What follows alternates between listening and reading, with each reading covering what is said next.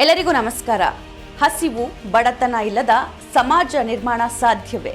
ಈ ಬಗ್ಗೆ ಬಹಳ ಹಿಂದಿನಿಂದಲೂ ಚರ್ಚೆ ನಡೀತಾ ಇದೆ.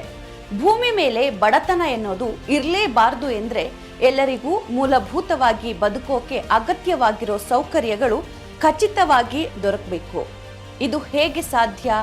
ಇದರ ಬಗ್ಗೆ ಪ್ರಪಂಚದ ಆಡಳಿತಗಾರರು, ಅರ್ಥಶಾಸ್ತ್ರಜ್ಞರು ಬಹಳ ಹಿಂದಿನಿಂದ ಯೋಚಿಸುತ್ತಾ ತಮ್ಮದೇ ಆದಂತಹ ವಾದವನ್ನ ಮಂಡಿಸುತ್ತಾ ಬಂದಿದ್ದಾರೆ. ಹಲವಾರು ರೀತಿಯ ಪರಿಹಾರೋಪಾಯಗಳನ್ನ ಸಲಹೆಯಾಗಿ ನೀಡಿದ್ದಾರೆ. ಅವುಗಳಲ್ಲಿ ಬಹಳ ಮುಖ್ಯವಾದ ಥಿಯರಿ ಅಂದ್ರೆ ಪ್ರತಿಯೊಬ್ಬರಿಗೂ ಬದುಕಲು ಬೇಕಾಗಿರುವಂತಹ ಕನಿಷ್ಠ ಆದಾಯ ಖಚಿತವಾಗಿ ಸಿಗೋ ರೀತಿ ನೋಡಿಕೊಳ್ಳೋದು.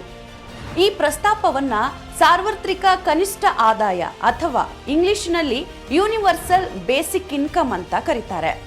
ಶಾರ್ಟ್ ಆಗಿ UBI ಅಂತಾನೂ ಹೇಳ್ತಾರೆ.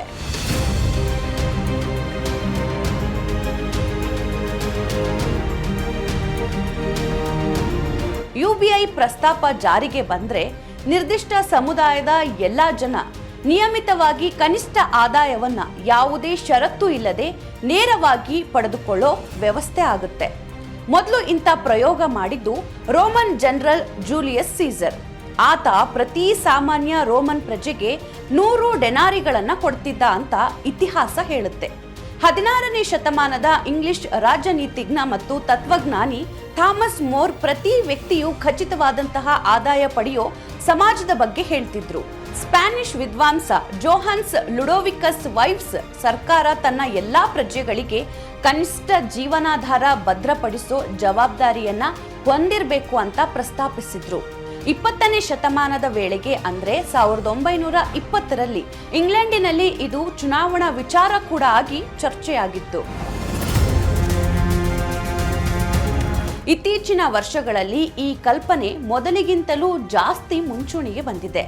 UBI ವ್ಯವಸ್ಥೆ ಜಾರಿಯಾಗಬೇಕು ಎಂಬುದು ಜಾಗತಿಕವಾಗಿ ಚರ್ಚೆಯಾಗ್ತಿರುವಂತಹ ಮಹತ್ವದ ವಿಚಾರ ಆಗಿದೆ.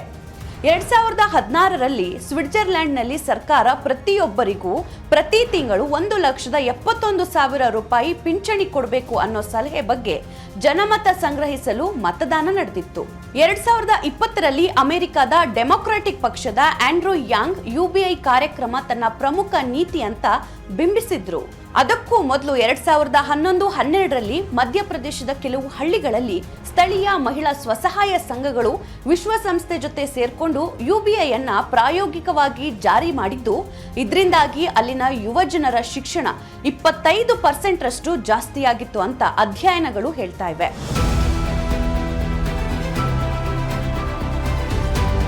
ಕರ್ನಾಟಕ ರಾಜ್ಯ ಸರ್ಕಾರ ಕೂಡ ಸಾರ್ವತ್ರಿಕ ಕನಿಷ್ಠ ಆದಾಯ ಅಥವಾ ಯೂನಿವರ್ಸಲ್ ಬೇಸಿಕ್ ಇನ್ಕಮ್ ಪರಿಕಲ್ಪನೆ ಅಡಿಯಲ್ಲೇ ಎಲ್ಲರಿಗೂ ಬದುಕಲು ಬೇಕಾದಷ್ಟು ಆದಾಯ ಸಿಗಬೇಕು ಅನ್ನೋ ಕಾರಣದಿಂದಾಗಿಯೇ 5 ಗ್ಯಾರಂಟಿ ಯೋಜನೆಗಳನ್ನ ಜಾರಿಗೆ ತಂದಿದೆ.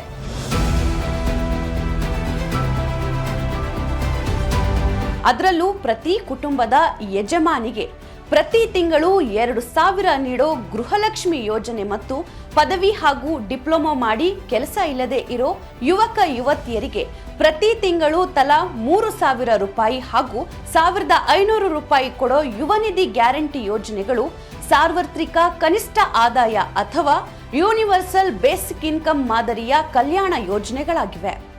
ಗೃಹಲಕ್ಷ್ಮಿ ಮತ್ತು ಯುವ ನಿಧಿ ಗ್ಯಾರಂಟಿ ಯೋಜನೆಗಳು ರಾಜ್ಯದ ಗೃಹಿಣಿಯರು ಮತ್ತು ಯುವ ಜನರ ಬದುಕಿಗೆ ಆಧಾರವಾಗಿವೆ.